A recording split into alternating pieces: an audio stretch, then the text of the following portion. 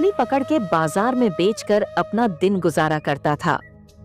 एक दिन सुबह आनंद अपनी पत्नी को आवाज देकर कहता है, अरे माया, सुन रही हो? तुम कहाँ हो? मेरी मछली पकड़ने वाली जाल जल्दी ले आओ, मुझे मछली पकड़ने जाना है, बहुत देर हो रही है। ये तुम भी इन छोटे छोटे कामों के लिए मुझे बार बार क्यों बुलाते रहते हो? क्या ये काम खुद नहीं कर सकते क्या? मुझे तो बच्चों को स्कूल भेजने के लिए तैयार करना है। तुम भी ना एक काम के लिए इतनी बातें सुना दी। ठीक है, मैं कल से तुम्हें नहीं बोलूंगी, मैं खुद कर लूंगी।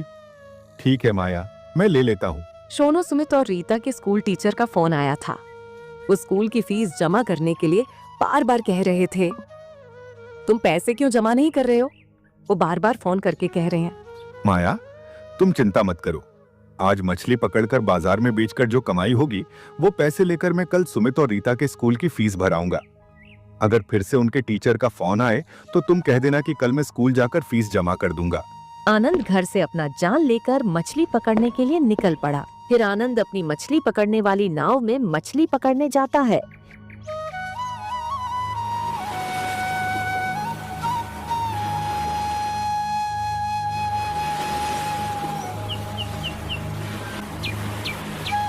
इसके बाद आनंद अपने मछलियां पकड़ने वाले नाव से मछली पकड़ के वापस आने लगता है। उसके बाद आनंद मछलियों को बेचने के लिए बाजार ले जाता है। आओ सब आओ, मैं ताजी ताजी मछलियां लेकर आया हूँ। जो एक बार मुझसे मछली ले जाता है वह बार बार आता है। ले जाओ, ताजी ताजी मछली ले जाओ। भाई, मछली का दाम क्या है? न कम न ज्यादा, सिर्फ 200 रुपए किलो। तो बोलो, दे दूं? भाई, मछली का दाम थोड़ा कम करो ना, मुझे 2 किलो मछली लेनी है। ये कैसी बातें कह रहे हो भाई? इतनी ताजी मछली, मछली का गला बिल्कुल भी सड़ा नहीं है। आज सुबह जाकर मैंने खुद मछली पकड़कर लाया हूँ। 200 रुपए से थोड़ा भी कम नहीं होगा। भाई, मछली का दाम थोड़ा तो कम करो, मैं आपकी पुरानी ग्राहक हूँ। ठीक है भाई, आप मेरे पुराने ग्राहक हो, मैं 170 रुपए किलो दे सकता हूँ, इससे कम नहीं कर पाऊंगा। ठीक है भाई, तो मेरे लिए 2 किलो मछली अच्छे से काट कर साफ कर दो। आनंद अच्छे से मछलियां कट कर ग्राहक को दे देता है। चलो, सब मछली अच्छे से बिक गई। आज अच्छी कमाई हुई है। अब मैं अपने बच्चों की स्कूल फीस जमा कर दूंगा। ये सब कहकर आनंद घर लौट आता है। दूसरी तरफ आनंद के पास ही मछली बेचने वाले मदन की दुकान से एक भी मछली नहीं बिकी थी। इसलिए मदन गुस्से में अपनी पत्नी से कहने लगा, अब मुझे आनंद का कुछ करना होगा। उसकी वजह से मेरे सारे ग्राहक उसके पास चले जाते हैं। मुझे कुछ ऐसा करना होगा जिससे आनंद का यह मछली का धंधा हमेशा के लिए बंद हो जाए। लेकिन मैं क्या करूं? मुझे कुछ समझ नहीं आ रहा है। सुनो, तुम इतनी चिंता मत करो। हम एक ऐसी योजना बनाएंगे कि उस आनंद का मछली का धंधा बंद हो जाएगा। देखो, अगर तुम हर दिन 1000 रुपये कमाना चाहते हो तो मेरी बात ध्यान से सुनो। ठीक है, बताओ क्या बात है। आज रात तुम आनंद के मछली फार्म में जाकर केरोसिन तेल डाल देंगे। उस तेल की वजह से उसके मछली फार्म की सारी मछलियां मर जाएंगी और किसी को पता भी नहीं चलेगा। वाह, तुमने बहुत अच्छी तरकीब सोची है। सांप भी मर जाएगा और लाठी भी नहीं टूटेगी। अब उस आनंद का मछली का धंधा बंद हो जाएगा और किसी को पता भी नहीं चलेगा। ठीक है, अब हम घर चलते हैं। घर जाकर खाना खाकर आराम करेंगे और फिर रात में आनंद के मछली फार्म में जाकर केरोसिन तेल डाल देंगे।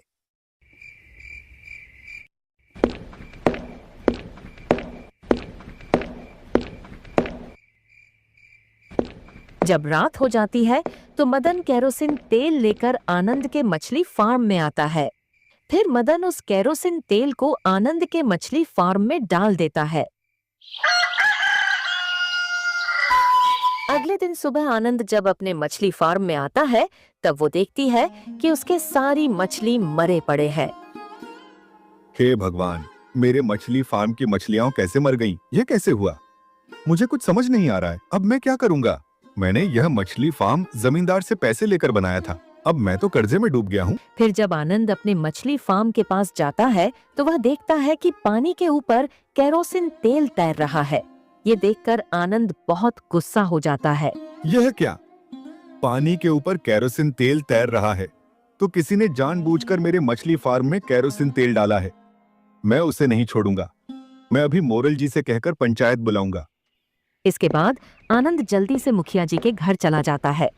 मोरल जी, किसी ने जानबूझकर मेरे मछली फार्म में तेल डाल दिया है, इसीलिए मेरे मछली फार्म की सारी मछलियां मर गई हैं।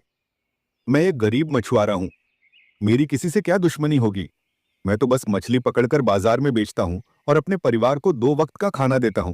लेकिन हाँ, एक मदन नाम का मछुआरा है, वह भी मछली बेचता है। मेरी मछली उससे पहले बिक जाती है, इसीलिए मेरे से जलता है। वही ऐसा काम कर सकता है। आनंद, तुम चिंता मत करो।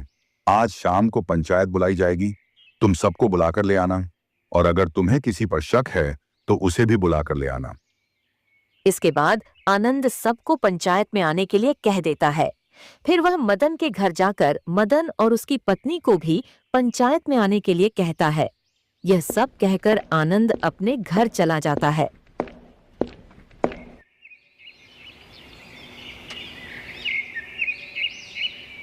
इसके बाद शाम को जब गांव के सभी लोग पंचायत में आते हैं तो मुखिया जी कहने लगते हैं।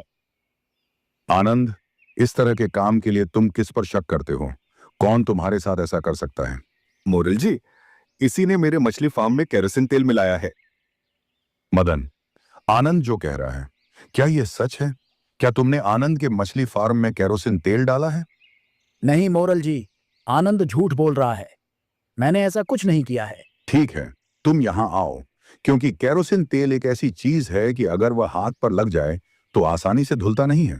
2-3 दिन तक हाथ से बदबू आती रहती है।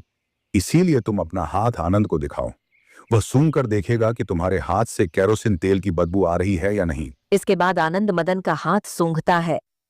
मोरल जी, इसी ने मेरे मछली फार्म में केरोसिन तेल मिलाया है। सुनो मदन, तुमने आनंद के मछली फार्म में तेल डाला है, इसलिए तुम्हें आनंद को 20,000 रुपये हर्जाना देना होगा, और आज के बाद से तुम उस बाजार में मछली का धंधा नहीं कर पाओगे। तुम्हें वह काम छोड़कर कोई और काम देखना होगा। यही तुम्हारी सजा है।